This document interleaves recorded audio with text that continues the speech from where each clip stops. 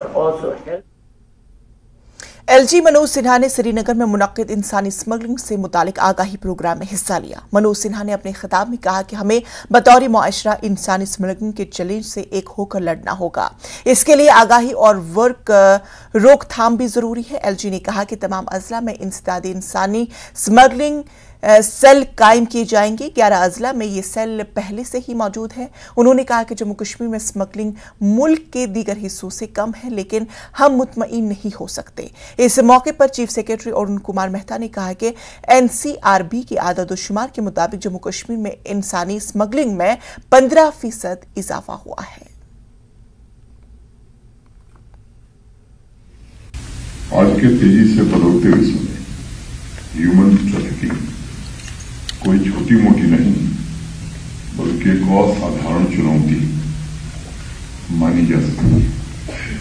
ऐसा घिनौना अपराध जिसमें राष्ट्रीय तथा अंतर्राष्ट्रीय अपराधी नेटवर्क क्रिमिनल नेटवर्क ये दोनों इसके हिस्से बन चुके हैं। विश्व भर में लाखों मासूम हर साल इस अपराध का दंश झेल रहे हैं।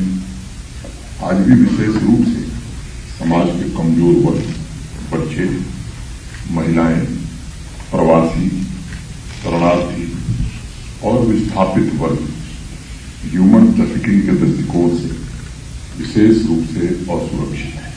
ये सच्चाई है। ह्यूमन ट्रैफिकिंग सीधे तौर पर सामाजिक आर्थिक विकास से जुड़ा हुआ है, लेकिन ये सिर्फ किसी कमजोर एवं गरीब क्षेत्र तक सीमित नहीं रह गया है।